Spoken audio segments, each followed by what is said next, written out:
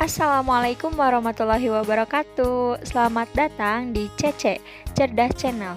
Di video kali ini kakak mau membahas tentang bagaimana perpindahan kalor. Udah ada yang tahu? Tapi sebelum itu jangan lupa please like, share, and subscribe ya, karena subscribe itu gratis. Nah, kalor kemarin udah tahu kan ya, disebut juga energi panas. Sekarang kamu harus tahu nih, kalor itu dapat berpindah. Berpindah ini dia bisa melalui 3 cara, yaitu konduksi, konveksi, dan radiasi. Yang pertama kita bahas konduksi dulu ya. Konduksi itu merupakan perpindahan panas atau kalor tanpa memindahkan zat perantaranya. Jadi, yang berpindahnya itu hanya energi kalornya saja. Maksudnya gimana nih, Kak? Nah, biar gampang, kita bayanginnya gini nih. Kalau kamu ulangan, kebanyakan kertas ulangannya di estafet dari depan ke belakang kan? Bayangin sama kamu, kertasnya itu sebagai kalor, dan kamu atau orangnya itu sebagai zat perantaranya. Ketika kamu dan teman-teman kamu memindahkan kertas ulangan secara estafet, maka yang berpindah hanya kertas ulangannya itu saja kan? Sedangkan kamu dan teman kamu sebagai perantara tetap diam di tempat, tidak berpindah. Nah, begitu pula perpindahan panas secara konduksi. Hanya kalor yang berpindah, zat perantaranya tetap. Oke, kita salah satu contohnya lagi. Kamu menyeduh susu pakai sendok nih. Susunya dicampur air panas. Coba rasakan salah satu ujung sendok. Lama-kelamaan, ujung sendok itu yang kamu pegang juga akan terasa panas.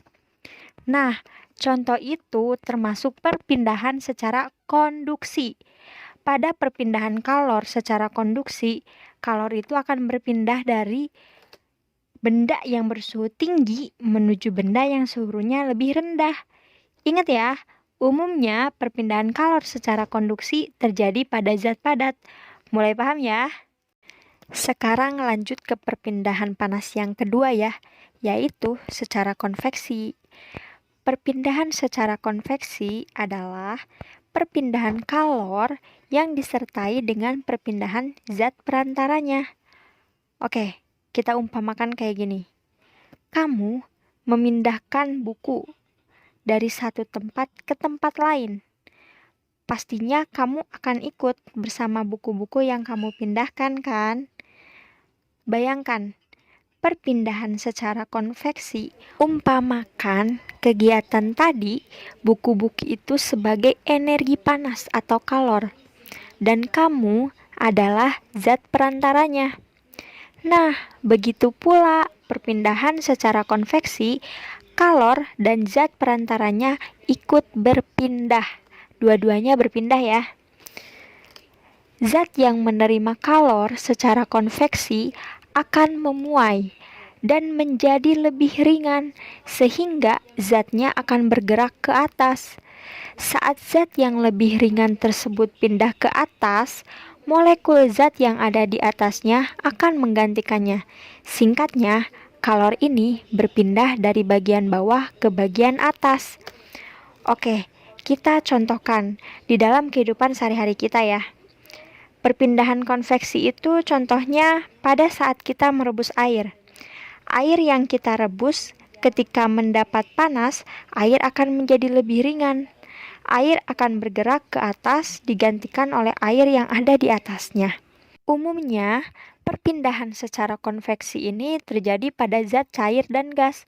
Beda lagi tadi yang konduksi ya. Umumnya itu terjadi pada benda yang berwujud padat.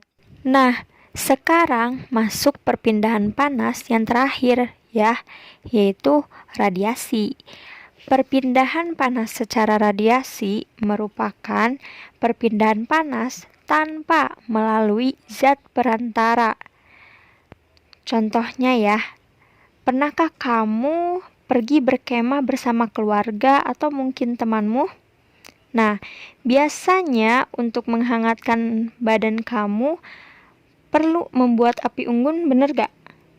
Iya, nah panas dari api unggun ini nih yang dapat sampai ke tubuhmu tanpa melalui zat perantara. Perpindahan panas seperti ini dinamakan secara radiasi karena kalor berpindah dari api menuju lingkungan sekitar.